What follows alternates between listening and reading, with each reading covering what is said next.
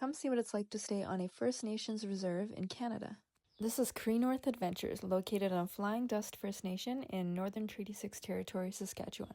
Cree North is a family-run business that specializes in land-based education and Indigenous programming.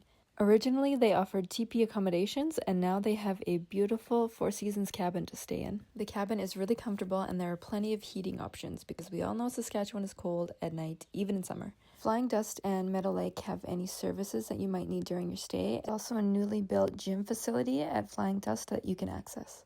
The best part about staying at Cree North Adventures is the chance to learn about Cree and Dene culture. As you hopefully know, not all First Nations are the same, and each has its own unique cultural practices and history. I got the opportunity to see a traditional women's fancy shawl dance performance by Mia, who is a cousin to the owner of Cree North and a resident of Flying Dust First Nation. If you didn't already know, the red handprint across Mia's face is a symbol of solidarity and awareness for missing and murdered Indigenous women and girls in North America. I also had the privilege during my stay of meeting Dolores Blackman, who is a grandmother to the owner of Cree North. Dolores is from Canoe Lake First Nation, which is on Treaty 10 territory. She provides what they call elder services, and she's one of those people who has a gift of storytelling. I could have spent a whole afternoon just drinking birch bark and mint tea and listening to her talk about her childhood, her family, and the Cree and Dene cultures. One of my favorite things that Dolores talked about was the use of all the native plant species that grows in this area. Cree North Adventures also offers other land-based education, and you're able to learn things like teepee making, trapping, and draw knifing.